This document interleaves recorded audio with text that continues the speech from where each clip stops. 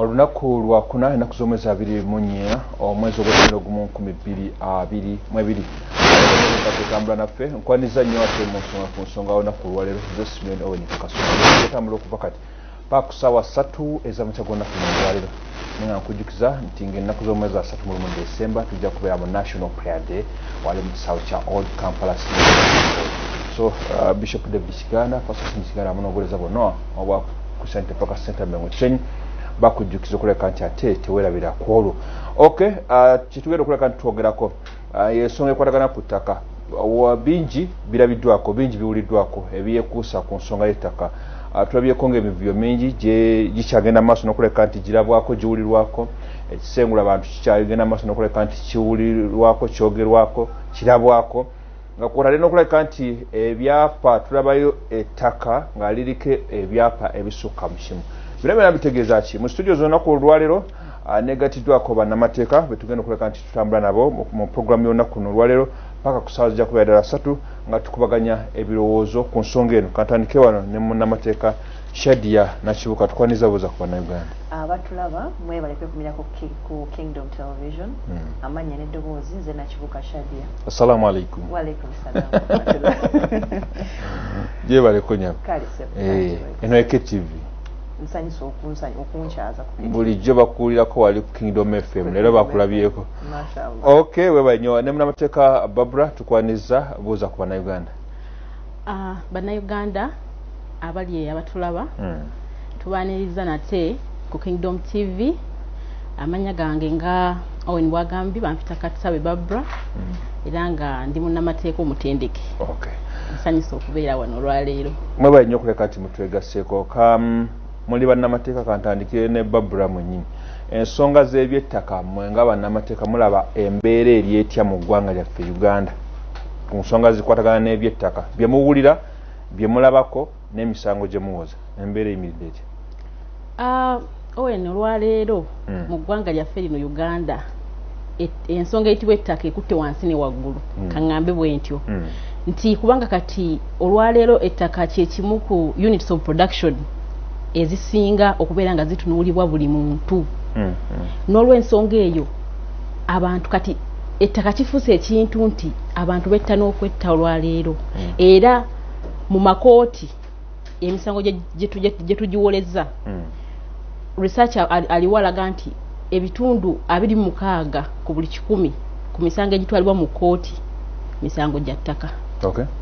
So kitegeeza nti ettaka kifuuse ekintu ekyokubeera nga bannayuganda bakiyingiramu n'obwegendereza bw'amaanyi nnyo okwewala emivuyo kati egiriwo. Okay. Shadia nawe tusigire ekifaananyi eyo gye mubeera nawe tusigire ekifaananyi ky'embeera nawe ku ngeri gy'ogirabamu. Embeera weyimiridde ku nsonga z'ettaka eva kuba nti eryaddeyaddeko n'egenda ku mbeera embi. Really? Ennaku zo tufuna ne instances ewali omuntu wasobola ogenda ku ttaka n'asimbako ebirime ebikuzeemu ntegerekese n'ateekako entaana nga wansi tewaliyo ki mufu. Really? Yes. Kati yenna agula ettaka yalibadde mwegendereza nnyo okusinga we kyalibadde.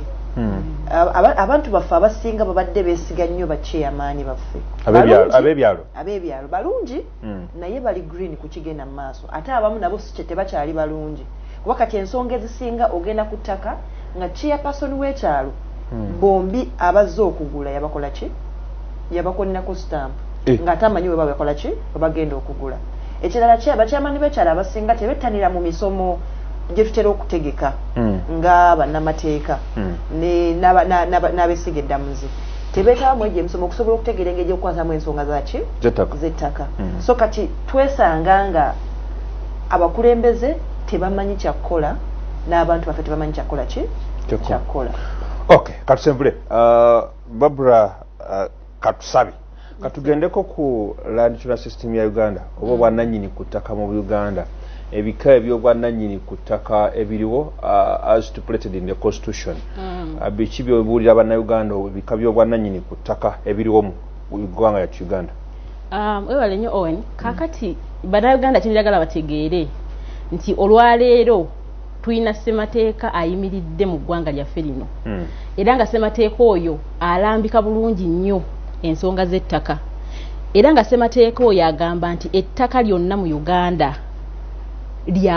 ly'abantu literally man kikyusizza nti land in Uganda vests in the people.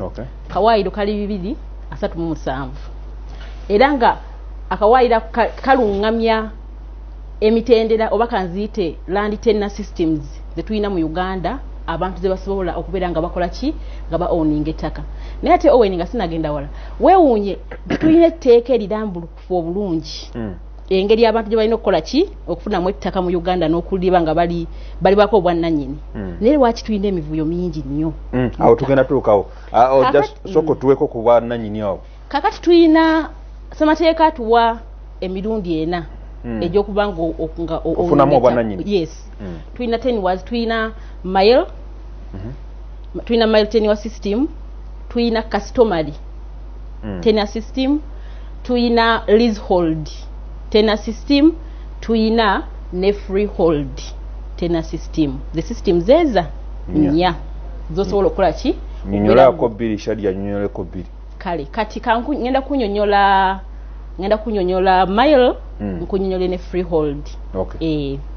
Kakati mile system okusinga ddala eri wano mu Buganda okusinga eri mu Buganda era nga mile system etegeeza nti omuntu afuna obwannannyini ku ttaka in perpetuity perpetuity kitegeeza nti nze bwe nfuna ettaka lyange olwaleero ne ndiregisteringa ne ligenda mu mannya gange bwe mba nfudde lisigala ligenda mu bantu bange next of kin lisikirwa lyansikira no basigala balisikira ekyapa bakyusa bukyusa nga bateeka mu mannya g'abakoze ki g'abaliwo era nga mile system eyo yaviira ddala mu 1900 Buganda agreement we baweera abataka abafuna square miles and square miles of land ne bakola ebyapa mu mannya gaabwe kati ettaka niribanga mu Buganda omuntu asobola okubeera nga nannyini ttaka ng'alina ekyapa kya mayiro era ettaka eryo ng'alinako ne ba tenants katugeze abantu abatuula ku ttaka eri abasenze okay abamu ab'ebibanja ng'oli ku ttaka ly'oli naye nga tolinaako kyapa ye alina ekyapa gw'otudde kuli kali ako obusenze mba mukyama toba mukyama ak'obusenza oba kawulikikanga nti bwereeta bwereeta bweresi kwegamba I don't think that is the right word okay. Yeah, naye nti ab'ebibanja at least so mayiro eyo amateeka nga bwe gali olwaleero bw'obeera ku ttaka ly'omuntu erya mayiro ng'oli wa kibanja etteeka likulagira okubeera ng'owa obusuulu eryani nannyini ettaka eryo era nannyini ttaka alina okuwa risiiti eziraga nti ki osasula obusuulu kitegeeza ki kiyamba ggwe ow'ekibanja nti singa obuzibu bwa buzzeewo ogamba nawo obusuulu tommanja ate ekirala abantu balina okumanya bannayuganda nti abantu b'ekibanja eddembe lyabwe liviira ddala mu ssemateeka waggulu bwe nayogeddeko security of occupancy kiri mu ssemateeka sotabeerawo nti bwokeera enkyanga omugwa nedda okay ngenda kuddira kati ninyo shadia tukwateko ku type endala babula omuwulidde kika ki ekirala eky'ettaka kyo obwannannyini ku ttaka ky'oyinza okubulya bannayuganda actually leero ndoza tujja kukwata ku bika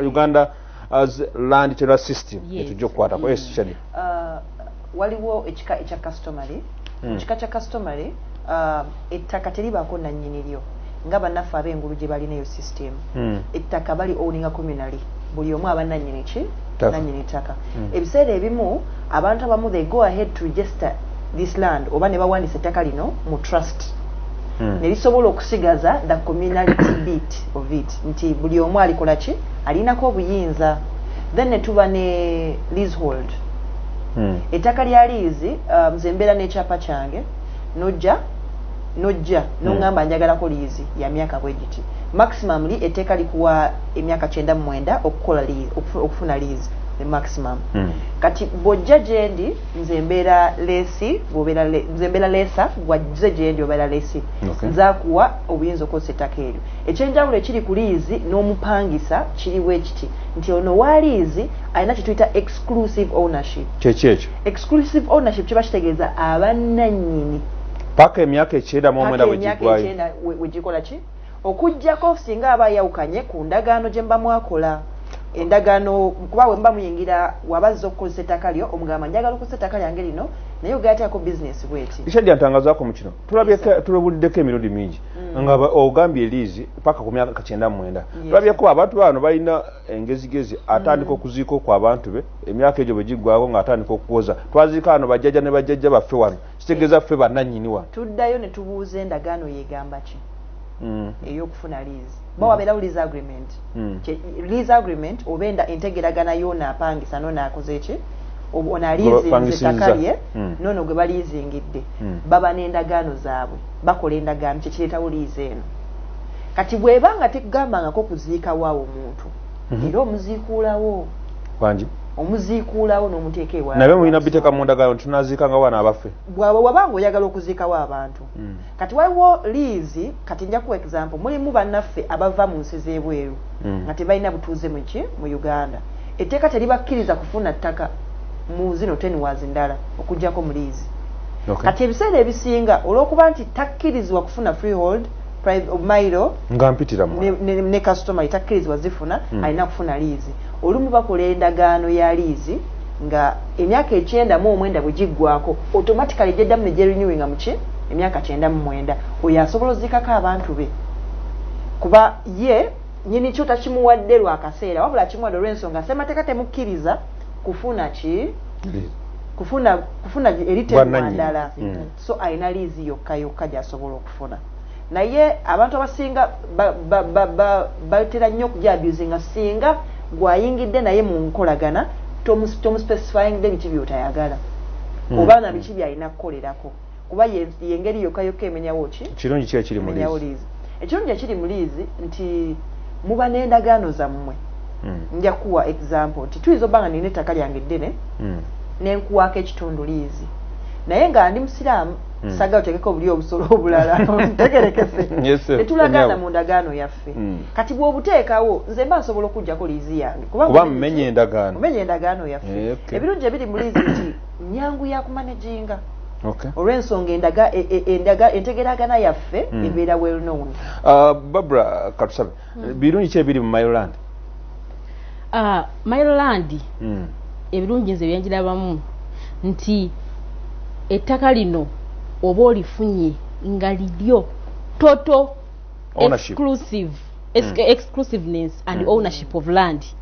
You can pass on your land from generations to generations to generations as long as oyine ekyapa kyo ne government esobola kuvaayo nekola ki nebaako kyegamba teri agenda kera ku makya jagambe ku ttaka lya mayiro nti kino okitegedde nti ne bwokwata ekyapa kyo nokitwala mu banka nofuna looni teri agenda kugamba ki nti kino ne bwoba ogenda kutunda kwegamba ekintu kya mayiro nti kibeera nga bona agamba nti buno mukono gwange teri asobola kukola ki kujjako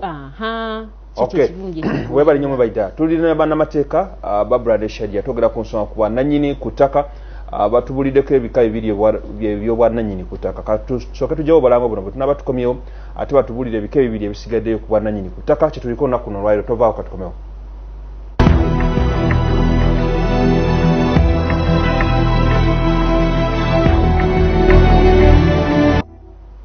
tukomyewo ate mu kitundu kyaffe ekyakubiri kyansonga ku nsonga tune bannamateeka mu studios okuleka nti bali bambulula ku nsonga ezikwatagana ku bwannannyini ku ttaka kikyoyiseemu kikyolimu kikyoyolekedde ku bwannannyini ku ttaka kyetuliko olunaku kuno olwaliro naye nga nkujukiza ng'ennaku z'omwezi 31 December ejja kubeera National Pride Day wali ku Old Kampala Senior Secondary School era nga Bishop David Kiganda Pastor St Kiganda nga lwamu n'obuweereza bwa St Focus Center Mengo Kisenyi tebali bokka beegatiddwako aboogezi ab'enjawulo bajja okubeerawo nga mwe muli Prophet Ebenezer kuva mu ggwanga erya Ghana mulimu Apostle Michael Chaze Bishop Apostle Michael Chaze, that's Bishop Michael Chaze, Apostle Michael Chimuli, Bishop Henry Minani, Apostle John Bunjo, Bishop Samuel Mutiaba kuva mu USA, Bishop Isaac Mutiaba, Bishop Mokisa Ramadan ne Prophetess Hadashia kuva mu gwanga area UK. Bena bijja kubeerawo nga 3 December tulera kuleka nti asuba n'omulala omutegezeko. Okay, tukomyewo.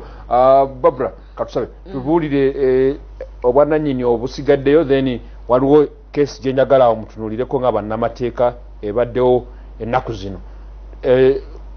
Tena system esigaddeyo. Tena system esigaddeyo bagiyita tena system esigaddeyo bagiyita freehold. Freehold tena system. Freehold tena system eno eyagala okwefaananyiriza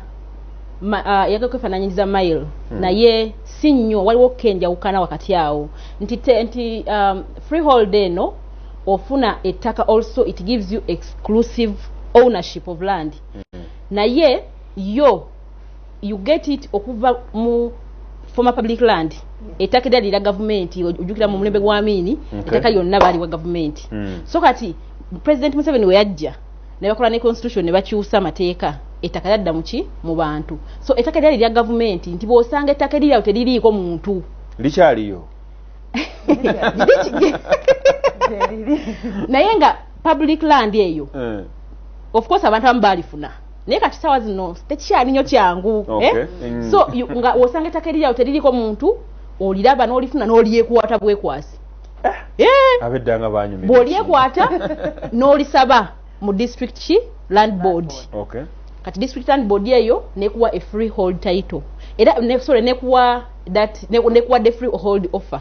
Nogenda mu processing ekyapa mu lands era bw'ofuna ekyapa ekya freehold naawe kati obanga owaki owa mayiro osobola oditunda, you can pass it on, it becomes your land, that is it. Okitegedde. Then another freehold nti omuntu alina lease omuntu ono gyeyogeddeko ku public land, okitegeera naye asobola okusaba ki? Asobola okusaba freehold. Sawa zino tugeze ennaggulu waliwo ettaka lya gavumenti olwaleero omuntu ng'alinako lease asobola okugenda n'asabako ki? Freehold. Mu Kampala district land board ne bamuwa offer ya freehold n'akola ekyapa ng'essaawa zino ettaka eryo lifuuka ki? Lifuuka lirye. Then ne customary land ono gyayogeddeko council gyayogeddeko council Shadia, abantu abalina customary kati nga naddala mu northern Uganda musobola okugenda, you convert, there is a form in the land regulations gy'oteekamu n'ogamba nti tusaba ettaka lyaffe erya customary tuli converting okuva mu kuba customary terina kyapa. Okitegedde. Twagala kyapa. Ennaku zino abantu boogera ku kyapa. So you convert from customary to freehold. Nawe ne mufuna ki?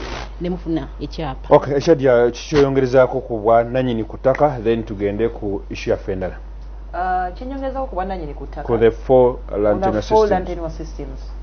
Nze ndabanga okusinziira ku saka eruwa esinga okubeera ennungi bayo. Esinga okubeera ennungi yalibadde freehold. Kuba freehold ezisinga teziriko babibanja ezisinga. Naye private mile eriko ab'ebibanja. Kati zino interest ebbiri zikoexistinga. Nti ow'ekibanja n'ow'ettaka bakola ki? Babeerawo. Obuzibu businga beera wano, how do they coexist? Bakwataganya batya, batambudde batya? Kuba bannayuganda abamu tebakimanyi nti singa omala emyaka 2 nga tosasudde busuulu, ekyapa kino ettaka lino liddayo ewaki? Ewa nnyini ttaka. Gwe ekibanja kyo kikuvaako nekiddira nnyini ttaka. Kati omuntu ono aba alina nnyini ttaka alina kye bayita reversionary powers. Kyekyo nti wawe ekituuka ne kimuddira. Singa otunda nga tomuwadde right esooka oba tofunye consent ye. Ate abamu bananyini ttaka bakalubya nnyo okufuna eyo process olwokuba bamanyi balina reversionary powers.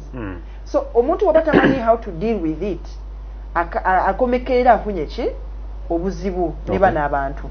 So but bw'ofuna obuzibu ng'obwo, the best way to deal with it omuwandiikira mu buwandiike n'oyisa mu chairman n'omugabo wange nyenda tunda kibanja kyange kino okigula n'areceivingako ebiddirira you negotiate takkirizibwa kuvuga speed. Ettaka ya $10,000 atakuwe $5,000,000 nedda alina okuwera ku market value. Okay, webali nnyo. Katusabe kanzeko gy'oli ebyo byonna mu byogedde obwannannyini mubunyonyodde bulungi kati ki ekiviirako emivuyo ku ttaka gye tulaba? abantu ne tulaba amateeka weegali amateeka mugataputa naye kiki kye mutunuuliranga ebimu ku ebyo biviirako nti emivuyo gino gyeyongera kisengula abantu and other issues nga bannamateeka kiki kye mutunuulira kale kakati Owen nga katono nyuma kenjagala okwogerako wano nga tunavaawo tubadde nti abantu njagala bakimanye abantu b'ebibanja n'abantu ba customary nti waliwo kye tuyita certificate of customary ownership bazigaba bannange oba tolina kibanja at least funa eyo customary certificate mubeere nayo mu family nti myaka ejja maaso eyo abaana bamwe bali mukola ki kufuna kufesinga land grabbers then omuntu ali ku kibanja ng'oli ku ttaka ly'omuntu oli wa kibanja muyina kye tuyita certificate of occupancy bannange these things are there really real oba oli wa kibanja genda ku district ofune certificate of occupancy omanye nti nno interest yo mu kibanja eri protected okusinga nga jasi bogera bogezi kuki kumumwa webali emivuyo banaye ekintu kyengendo gamba bannayuganda wana abatulaba olwaleero emivuyo egisinga okwetololera ku ttaka giva ku ngeri gye mugulamu ettaka wangi oli abaana ssente ze kati obuzibu buvaawa banaye bannayuganda njagala obbagamba olwaleero ekigambo kiri ekya mugende mu balooya babakolera endagaano z'okugula ettaka otherwise ekyo omuntu akikole mugenda kubeera nga mugamba omwavu tasinga musango omugagga yasinga oba namwe balooya muli babbeeyi nga ntuuka ne batya ne ŋŋamba nti lwaki ssentebe w'ekyalo tammaliriza ensonga eno Owen olwaleero luno njagala okugamba bannayuganda abalaba KTV LC w'ekyalo tewali tteeka n'erya ligamba nti LC w'ekyalo alina okukolera endagaano oba sitampu ye eri compulsory ku ndagaano alina alireeta kisajja yobusooka oyongerezeeko kubanga kubanga bwe tumanyi buli kyonna whatever cost the land is batwalako 10% yaabwe kasamba era nina obusobozi okumuwa 10% ye chairperson gyalina mu transaction y'ettaka nti bamuintroducingira omutuuze we omupya but the 10% commission is even illegal. It is illegal. Yes. Actually, the ministry yavayo naye nti beebuzaabuza bw'obagamba nti wolaga nti tojjamuwa 10% ajja kwebuzaabuza newe yeebuzaabuza endagaano esinga obulungi ekoleddwa ne banneighbours b'ettaka eryo esinga eya chairman olw'ensonga ono neighbour akakasibwa mu due diligence watuka due diligence bakubuuza wabuuza ku banneighbours b'ettaka kati kyogamba nyinza okukuŋŋaanya banneighbour bange banneighbour abeddiridde ettaka abakuddiridde sides bwe babeerawo ng'okola endagaano oba okoze due diligence okusinga gy'okoledde wa chairman nga banneighbour bo tebaliiko gy'ogenda okugula neighbour wo bw'obanga wakuwa 10%. I think it would be fair. Chikuyambako nnyo nga 10% ogigabidde banneighbour yes security yes ne obogenze mu kooti be bagenda okujja nga abajulizi chairman yo omulaba nja kujja enkyangula ettaka antereko stamp shadi yajje amutereko stamp omusango gugende mu kooti omugambe chairman bantutte mu kooti bannaye go anterako stamp jango mpera obujulizi nze ndi mukulembeze banda batya olya omutuze munnange naye bakimukwatako olw'ensonga bwe baba bakubba ettaka naye abeera at risk neighbour ayinza okugamba waayi bwe babbono nange kintwalira ekisinga n'okuyamba gwagula ettaka neighbour kubanga bwe bagamba nti nguze 50 by 100 ntegerekese neighbour wange asayiningideko nti nina 50 by 100 tagenda kujja nkyagambe nti nina 70 by 50 akkiriza my boundaries wetukoma and most land issues zijja wakati wa neighbours nti ono yayingirako ewange nono yayingirako eki ewange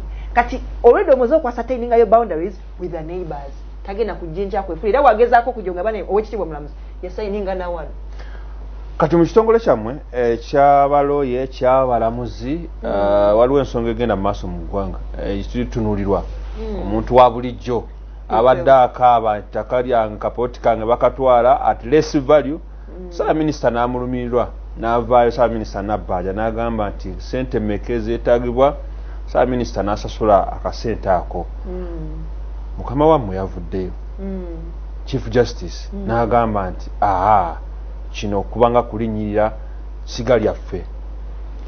Abantu ba bulijjo basigadde awo beebuuza ani mutuufu mu nsonga eno. Ssaaba minisita yazze n'ayamba ono omukyala wa bulijjo oba mukama wammwe agamba nti oli kulingira essiga lyaffe. Ssaaba minisita teyafunye mukisa kuyita bajulizi kooti be yayise. Ntegerekese. Kitegeeza kooti etegeera incident yonna etegeera buli kikwata ku ttaka okusinga Ssaaba minisita. Shadia njagala mpeyo teke nga si nti oli kuwagira institution yammwe. Siwagira institution yaffe. Nti Ssaaba minisita teyafunye mukisa kuwuliriza sayidi zombi. Ssaaba minisita kye yakoze yawuliriza omukyala ake n'ayagala amuyambe. Kati yes singa essiga eddamuzi ligamba tugenda kuwulirizaako ono ntegerekese nekwaga tuyambeko ono tumuyambeko afune caveat afune biki it would be injustice singa